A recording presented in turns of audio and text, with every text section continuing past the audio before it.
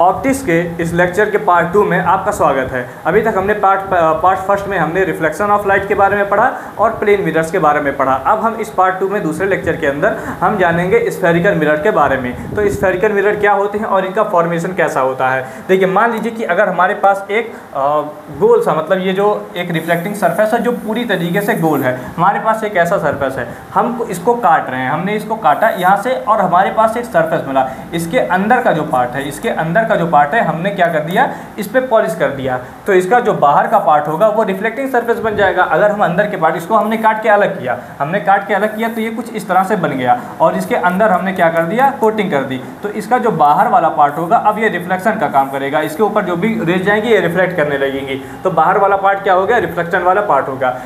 साथ ही साथ हमने जो ये वाला पार्ट अलग किया है, तो हमने इस वाले पार्ट में, ये वाला जो पार्ट हमने अलग किया, इसके ऊपर वाले पार्ट के ऊपर हमने क्या कर दिया, कोटिंग कर दिया। अब कोटिंग करने से क्या हुआ कि इसके अंदर वाला पार्ट जो हो गया वो रिफ्लेक्टिंग सरफेस बन गया। जैसे कि आप यहाँ पे देख सकते हैं, हमने ये वाला पार्ट यहाँ पे उठाया है, इसके ऊपर देखिए ऊपर वाले पार्ट के ऊपर हमने कर दिया है कोटिंग। और यहाँ पे देखिए कोटिंग किस चीज़ की है, सिल्वर सरफेस, इसके ऊपर एक सिल्वर की कोटिंग की जाती है, कंपाउंड होता है सिल्वर का, उसी का हम कर देते हैं इसके ऊपर कोटिंग। इससे क्या होता है कि ये मैक्सिमम लाइट को रिफ्लेक्ट कर देता है, सिल्वर जो होता है मैक्सिमम लाइट को रिफ्लेक्ट कर देता है, तो उसके ऊपर हम सिल्वर ऑक्साइड की कोटिंग कर देते हैं। तो इसका जो रिफ्लेक्टिंग सरफेस बना वो अंदर की तरफ बना।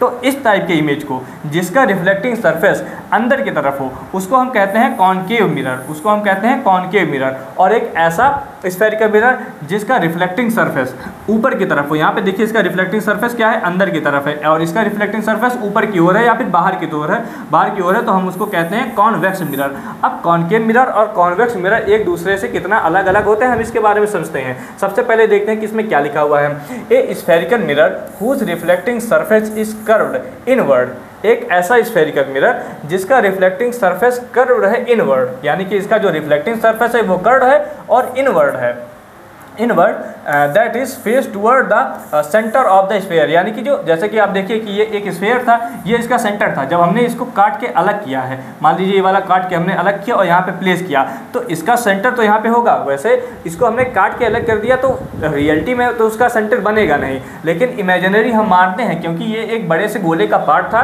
तो इसलिए इसका एक कहीं ना कहीं सेंटर होगा। जैसे ये है तो इसका भी यहाँ कहीं सेंटर होगा। हमने भले ही इसको यहाँ से इतना काट के अलग कर दिया, लेकिन इसका हम इमेजिनरी मानेंगे कि इसका सेंटर होगा। तो यहाँ पे यही चीज कह रहा है कि face toward the centre of the sphere. तो ये सेंटर जो है, ये सेंटर स्फीयर के सेंटर की तरफ फेस किया हुआ है, ये कहलाता है कॉनकेव मिरर। तो इस टाइप के मिरर को हम कहते हैं कॉनकेव मिरर। तो इसके लिए आपको दो डेफिनेशन मिला। पहला यहाँ पे क्या लिखा हुआ है, whose reflecting surface is curved inward that faces toward the center of the sphere is called the concave mirror। और दूसरा आपके पास क्या हुआ कि एक ऐसा मिरर आपके पास एक ऐसा पार्ट ऑफ मिरर हो जिसका अपर पार्ट, यानी कि जो ऊपर वाला पार्ट हो, या फिर हम कह सकते हैं कि जो इसका इनवर्ड वाला पार्ट है वो रिफ्लेक्टिंग हो और इसका जो आउटवर्ड वाला पार्ट हो वो रिफ्लेक्टिंग ना हो, उसके ऊपर हम कोटिंग कर दिए हों। तो इस तरफ से जो हमें इमेज मिलता है, इस तरफ से जो हमें मिरर मिलता है, उसको हम कहते हैं कॉनकेव मिरर। दूसरा क्या चीज़ लिखा है यहाँ पे, सेकंड क्या लिखा है कि a spherical mirror whose reflecting surface is curve outward, एक ऐसा स्फेरिकल मिरर जिसका रिफ्लेक्टिंग सरफेस जो है वो आउटवर्ड है। इसका रिफ्लेक्टिंग सरफेस क्या है, आउटवर्ड है, और इसका जो इनवर्ड सरफेस है उसको हमने कोटिंग कर दिया है। इसका रिफ्लेक्टिंग सरफेस क्या है, आउटवर्ड है, और इनवर्ड का जो सरफेस है वो कोटेड है, यानी कि उसको कोटिंग कर दिया गया है। तो इस टाइप के मिरर को हम कहते हैं कॉन्वेक्स मिरर। अब कॉनकेव मिरर और कॉन्वेक्स मिरर एक दूसरे से कितना ज़्यादा अलग अलग है, हम इसके बारे में देखते हैं। अगर आप इसको लिखना चाहें तो आप इसका स्क्रीनशॉट लेकर लिख सकते हैं। चलिए हम देखते हैं इसके आगे क्या चीज़ इसमें बताया गया है। इसमें लिखा है कि we need to recognise and understand the meaning of few term. तो सबसे पहले अगर आप स्फेरिकल मिरर के बारे में पढ़ने जाना चाहते हैं तो सबसे पहले आप इसके कुछ टर्मिनोलॉजी के बारे में समझ जाइए कि इसमें कुछ चीज़ों का यूज़ किया जाता है। जैसे कि अगर आपके पास ये कौन सा मिरर बनेगा, हम कह सकते हैं, थोड़ा सा इसको हम क्लियर बना लेते हैं। ये किस टाइप का मिरर बनेगा, इस तरह से बना, और इसका जो ऊपर वाला पार्ट है वो इसके ऊपर मैंने कोटिंग कर दिया है। इस टाइप से आपको जो मिलता है मिरर वो कहलाता है कॉनकेव मिरर, तो यहाँ पे कौन सा मिरर बना हुआ है, कॉनकेव मिरर। कॉनकेव मिरर के जस्ट इस पॉइंट को हम कहते हैं पोल। इस पॉइंट को हम कहते हैं पोल। जैसे कि ये कॉन्वेक्स मिरर है, ये कॉन्केव मिरर कॉन्वेक्स मिरर है, तो इस पॉइंट को हम कहते हैं पोल, जो यहाँ पे होता है। और ये जो पॉइंट जो इसके ये जो पॉइंट यहाँ से जा रहा है और ये कहाँ से पास हो रहा है, इसके सेंटर से पास हो रहा है। इस गोले के सेंटर से पास होते हुए एक देखिए यहाँ पे लाइन जा रहा है, इस लाइन को हम कहते हैं प्रिंसिपल एक्सिस। इस लाइन को हम कौन सा एक्सिस कहते हैं, प्रिंसिपल एक्सिस। और ये इसके मिडल वाले पॉइंट को हम कहते हैं पोल। इसके मिडल वाले पॉइंट को हम कहते हैं पोल, जिसको हम पी से डिनोट करते हैं, पोल कहते हैं। आप देख सकते हैं। और फिर क्या लिखा है यहाँ पे, क्या लिखा है उसके बारे में देखते हैं। The centre of the reflecting surface of a spherical mirror is point called the pole. The centre of the surface, the centre of the reflecting surface, ये रिफ्लेक्टिंग सरफेस है और ये इसका सेंटर है। यहाँ पे ये इसका रिफ्लेक्टिंग सरफेस है और ये इसका सेंटर है। तो सेंटर हमेशा बीच में ही होता है, तो यहाँ पे देखिए आप, यहाँ पे दोनों जगह बीच में ही है। तो क्या लिखा है वही चीज़, reflecting surface of spherical mirror is point called pole, तो इसको हम कहते हैं pole. This sphere has a centre, इस स्फेयर के पास एक सेंटर होता है। This point is called the centre of curvature of the spherical mirror, यानी कि इसके अंदर जो ये पॉइंट है, ये सी जो है, इसको हम कहते हैं centre of curvature of spherical mirror. यानी कि सी को हम क्या कह रहे हैं, centre of curvature of spherical mirror, यानी कि सी हो गया। यहाँ पर भी जो सी है उसको भी हम कहते हैं centre of curvature of convex mirror. Spherical mirror मतलब ये कॉन्केव मिरर और कॉन्वेक्स मिरर दोनों कंबाइंड रूप से एक कहलाते हैं स्फेरिकल मिरर ही कहलाते हैं कंबाइंड रूप से। तो आप कंफ्यूज मत होइएगा, स्फेरिकल मिरर के अंदर दोनों आते हैं। तो ये चीज लिखा है, the sphere has a centre, this point called is का centre of the curvature of spherical mirror. आगे क्या लिखा है, the centre of curvature is not a part of the mirror. Centre of curvature जो होता है इस मिरर का पार्ट नहीं होता, क्योंकि एक गोले के अंदर का ये जो पार्ट रहता है हम इसको काट के अलग कर दिए रहते हैं, हमें इतना पार्ट अलग से मिल जाता है। तब ये तो इतना पार्ट जो बचा है ये अलग होगा, इसके पास यहाँ कहीं सेंटर होगा। तो जो सेंटर ऑफ कर्वेचर होता है वो स्फेरिकल मिरर का पार्ट नहीं होता, लेकिन हम उसको कंसीडर करते हैं, क्योंकि हमको जब क्वेश्चन सॉल्व करना होता है तो रेफरेंस लेने के लिए हम उसको कंसीडर करते हैं। तो आप यही चीज लिखा, the centre of curvature is not the part of mirror, it lies outside the reflecting surface. The centre of the curvature of a concave mirror lies in the front of it. यानी कि अब देखिए centre of curvature, अब आप एक तरीका और आ गया आपको पहचानने के लिए कि आप कॉन्केव और कॉन्वेक्स मिरर को कैसे पहचानेंगे।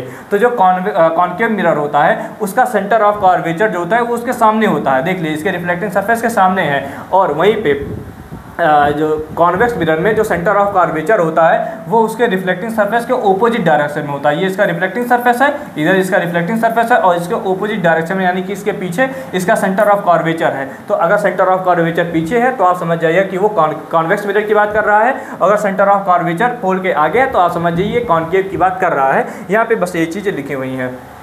और इसके बारे में क्या देखते हैं, we need to recognise and understand the few meaning. तो इसके बारे में हम देखते हैं क्या क्या लिखा है। The radius of the sphere of which the reflecting surface of a spherical mirror forms a part is called the radius of curvature. यहाँ पे देखिए रेडियस ऑफ कर्वेचर, यानी कि बस आप समझिए कि क्योंकि एक स्फेरिकल मिरर जो होता है एक गोले से ही टूट के बना होता है, तो कोई भी गोला होगा उसमें से एक रेडियस होगा, बस यही चीज़ इस तरह से फॉर्म होता है गोला। जैसे कि ये क्या है, कॉन्वेक्स मिरर है। कॉन्वेक्स मिरर क्यों है, क्योंकि इसके अंदर वाला पार्ट क्या है, कोटिंग कर दिया गया है और इसके बाहर वाला पार्ट कोटिंग कर दिया, तो ये क्या है, कॉन्केव मिरर है। इस तरह से यहाँ पे इसके सेंटर से इसके किसी भी पॉइंट को मिलाने पर, इसके सेंटर ऑफ कर्वेचर से स्फेरिकल मिरर के किसी भी पॉइंट को मिलाने पर हमें जो डिस्टेंस मिलता है वो इसका रेडियस होता है। और सिंपली आप सर्कल के बारे में पढ़े हुए हैं कि अगर आप सर्कल एक बनाते हैं और इसके बीच में एक पॉइंट है, तो सर्कल से आप स्फेयर के किसी भी पॉइंट पे जाइए तो आपको इसका रेडियस ही मिलता है, आपको इसका रेडियस ही मिलता है। लेकिन अब हमने यहाँ पे क्या किया है कि इतने पार्ट को हमने काट के अलग कर दिया, तो इतने पार्ट को काट के अलग कर दिया तो भी इसका सेंटर, जो मैंने बताया था सेंटर ऑफ कर्वेचर क्या होता है, इमेजिनरी होता है, वो स्फेयर का पार्ट नहीं होता, लेकिन हम अपनी सुविधा के लिए मान लेते हैं। तो ये सेंटर ऑफ कर्वेचर जो है, यहाँ से आप किसी भी पॉइंट को मिलाइए तो ये आपको रेडियस ही मिलेगा, आपको आर ही मिलेगा। यहाँ पे उसी चीज़ की बात की जा रही है। The radius of the sphere of with the reflecting surface of a spherical mirror forms a part is called the radius of curvature of the mirror. आगे क्या लिखा है, imagine a straight line passing through the pole and the centre of curvature of a spherical mirror, the line is called principal axis. जो भी मैंने आपको बताया कि यहाँ पे देखिए एक लाइन है जो इसके पोल को क्रॉस होते हुए जा रहा है, इसके सेंटर ऑफ कर्वेचर को क्रॉस करते हुए जा रहा है। तो एक ऐसा स्ट्रेट लाइन जो पोल को और सेंटर ऑफ कर्वेचर को क्रॉस करते हुए जाए एक सीधी रेखा में, उस एक्सिस को, उस लाइन को हम कहते हैं प्रिंसिपल एक्सिस। उस लाइन को हम कहते हैं प्रिंसिपल एक्सिस। उस लाइन को हम कहते हैं प्रिंसिपल एक्सिस। ठीक है, उस लाइन को हम कहते हैं प्रिंसिपल एक्सिस। तो तो आई थिंक आपको ये इतना समझ में आया कि प्रिंसिपल एक्सिस क्या है, सेंटर ऑफ कर्वेचर क्या है और रेडियस ऑफ कर्वेचर क्या है। अब हम देखते हैं कि यहाँ पे फोकस क्या होता है, क्योंकि आप जब भी क्वेश्चन सॉल्व करेंगे तो मैक्सिमम टाइम आपको फोकस के बारे में ध्यान रखना पड़ेगा, उसी से रिलेटेड सारे मैक्सिमम फिनोमिना होते हैं, सारे नहीं कह सकते।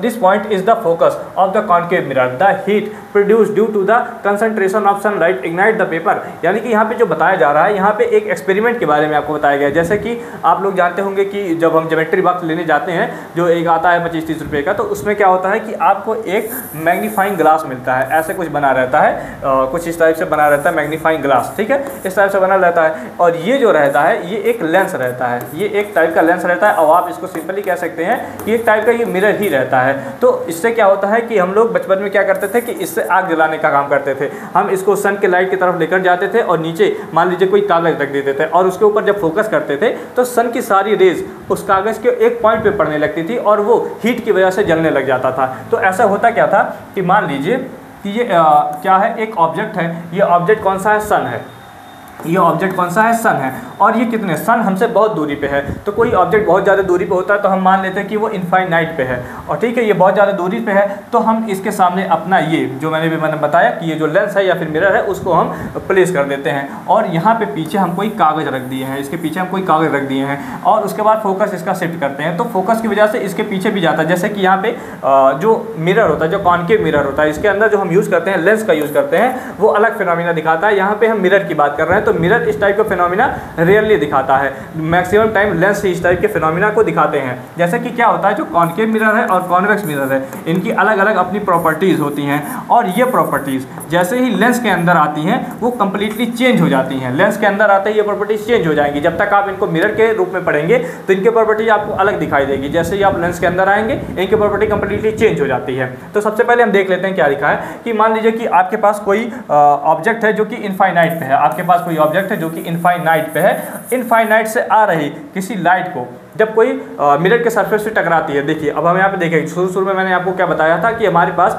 जो लाइट होती है उसकी लाइट की एक साथ कई सारी रेज निकलती हैं, लेकिन हम अपनी सुविधा के लिए मान लेते हैं कि बस 2 ही रेज यहाँ से निकल रही हैं। हर एक पॉइंट से लाइट टकरा के निकलती हैं तो एक रेज ही बनाती हैं। तो हम मान लीजिए कि यहाँ पे इनफाइनाइट पे कोई ऑब्जेक्ट रखा था और उससे एक लाइट ट्रेवल करते हुए आ रही है और इससे टकराई, और यहाँ से इस ऑब्जेक्ट से एक लाइट निकलते हुए आई, और ये हमारे सामने जो कॉन्केव मिरर है उस कॉन्केव मिरर से टकराती है, और टकराने के बाद एक पॉइंट से होकर जाती है। तो टकराने के बाद यानी कि लाइट रेज का स्फेरिकल मिरर से टकराने के बाद जिस पॉइंट से होकर जाता है, प्रिंसिपल एक्सिस, ये कौन सा एक्सिस है, ये प्रिंसिपल एक्सिस है। तो प्रिंसिपल एक्सिस के जिस पॉइंट से होते हुए जाता है उस पॉइंट को हम कहते हैं फोकस। प्रिंसिपल एक्सिस के जिस पॉइंट से होते हुए जाता है उसको हम कहते हैं फोकस। साथ ही साथ क्या होता है, जो कॉन्वेक्स मिरर होता है इसके साथ थोड़ी सी प्रॉपर्टी अलग हो जाती है। कॉन्वेक्स मिरर के साथ ये प्रॉपर्टी थोड़ी सी अलग हो जाती है। इसमें क्या होता है कि इनफाइनाइट पर रखी हुई किसी वस्तु से, इनफाइनाइट पर रखी हुई किसी ऑब्जेक्ट से आती हुई लाइट रेज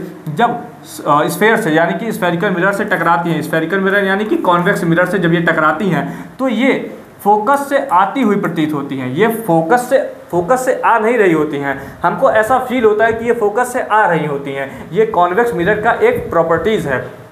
देखिए आप इसको फिर से समझिए कि इनफाइनाइट पे रखी हुई कोई ऑब्जेक्ट, इनफाइनाइट पे रखा हुआ कोई ऑब्जेक्ट से जब कोई लाइट रे आ रहा होता है और जब ये कॉन्वेक्स मिरर से टकराता है तो ये ऐसे रिफ्लेक्ट होकर नहीं जाता कि इसके प्रिंसिपल फोकस से रिफ्लेक्ट होकर जाएगा, ऐसा जाएगा सिर्फ ये कॉन्केव मिरर के केस में। लेकिन कॉन्वेक्स मिरर के केस में क्या होता है कि हमें फील होता है, हमें यहाँ पे फील होने लगता है कि पीछे से लाइट ऐसे निकलते हुए आ रहा है और जिस पॉइंट से निकलते हुए आ रहा है वो उसका फोकस है। ये हमें फील होता है कॉन्वेक्स मिरर के केस में। जब आप इसको प्रैक्टिकली करेंगे, अभी मैं आपको इसके बारे में बताऊँगा आगे भी वीडियो में डिटेल में, तो आपको और ज़्यादा समझ में आ जाएगा। तो हमें लाइट पीछे से आते हुए प्रतीत होती है। यहाँ पे वही चीज़ लिखा हुआ है, यहाँ पे क्या लिखा हुआ है, दे आर, यहाँ पे क्या लिखा है, कंसल्टेंट्स ऑफ द, ठीक है, they are all meeting intersecting point. यहाँ पे क्या हो रहा है कि कई सारी रेस एक साथ निकलते हुए आ रही हैं, ये सारे एक ही पॉइंट पे आके मीट हो रही हैं। देखिए ये सारे रेस एक ही पॉइंट पे आके मीट हो रही हैं, ये जिस पॉइंट पे मीट हो रही हैं उसी को हम कहते हैं फोकस। तो तो यहाँ पे यही चीज़ है, meeting at the principal focus axis of the mirror, the point is called principal focus of the concave mirror. तो इस पॉइंट को हम कहते हैं प्रिंसिपल फोकस ऑफ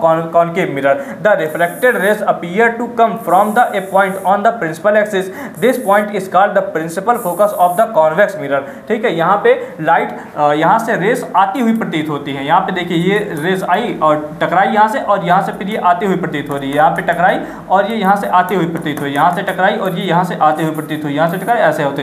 तो ये हमें यहाँ पॉइंट जो मिल रहा है ये इसका प्रिंसिपल फोकस होगा, लेकिन इस टाइप का एक इमेजिनरी होगा, हमें बस यहाँ पे फील होता है, एक्चुअल में वैसे लाइट आता नहीं है। ये प्रॉपर्टीज होता है। देखिए जो अभी तक मैंने आपको लेंस के बारे में बता रहा था, ये वही वो लेंस है जो हमें मिलता था, और ये एक टाइप का लेंस होता है। इसमें क्या होता है कि जैसे ही आप सन की लाइट इसके ऊपर जाती है तो जो कॉन्वेक्स लेंस होता है, ये जो लेंस है वो कॉन्वेक्स टाइप का लेंस है। तो कॉन्वेक्स लेंस जो होता है वो कन्वर्जिंग होता है। देखिए यहाँ पे जब आप कॉन्वेक्स मिरर के बारे में पढ़ेंगे, कॉन्वेक्स मिरर के बारे में जब आप पढ़ेंगे, तो कॉन्वेक्स मिरर जो होता है वो डाइवर्जिंग होता है, वो डाइवर्जिंग इन नेचर होता है। कॉन्वेक्स मिरर क्या होता है? डाइवर्जिंग इन नेचर होता है। लेकिन कॉन्वेक्स लेंस जो होता है, कॉन्वेक्स लेंस जो होता है वो कन्वर्जिंग नेचर का होता है।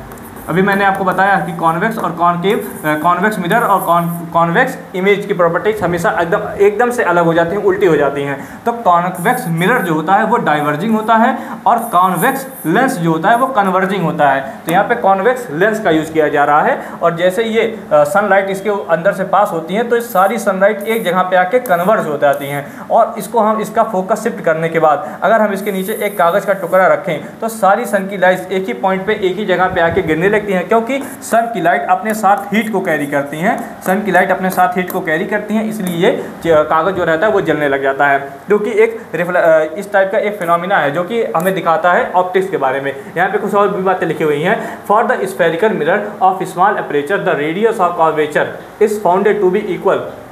मतलब कि आप बात कर रहे हैं एक स्फेरिकल मिरर के बारे में जिसका एपरेचर स्मॉल है, मतलब बहुत ही ज़्यादा बड़ा नहीं है वो मिरर, वो छोटा सा मिरर है। तो उसके लिए जो रेडियस ऑफ कर्वेचर होगा, जो रेडियस ऑफ कर्वेचर होगा, या आप इसको कैपिटल आर के बारे में लिख सकते हैं, जो रेडियस ऑफ कर्वेचर होगा उस लेंस के प्रिंसिपल फोकस से 2 गुना होगा। मतलब उस लेंस के प्रिंसिपल फोकस का 2 गुना होगा, या फिर हम कह सकते हैं जो इसका प्रिंसिपल फोकस होगा वो r/2 होगा। आप ऐसा भी कह सकते हैं कि अगर आपके जैसे एग्जाम में क्या होगा कि एग्जाम में आपको r की वैल्यू दे देगा और f की वैल्यू पूछ लेगा, या फिर f की वैल्यू दे देगा और r की वैल्यू आपसे पूछ लेगा। तो ये आपको रिलेशन पता होना चाहिए, r = 2f। यहाँ पे r क्या है? रेडियस ऑफ कर्वेचर, और f क्या है? Principal focus. तो इसके बीच में एक रिलेशन हमें यहाँ पे मिलता है। तो ये रहा आज का सेशन, आज का ये लेक्चर था। यहीं पे आज का लेक्चर हम खत्म करते हैं। अगर आपको इसमें कोई भी डाउट होता है तो आप इसमें से कमेंट सेक्शन में पूछ सकते हैं। कोई भी न्यूमेरिकल या क्वेश्चन में डाउट होता है आप हमसे पूछिएगा, हम आपको इसका रिप्लाई देंगे। फिर हम आपसे मिलते हैं नेक्स्ट वीडियो में, तब तक के लिए जय हिंद।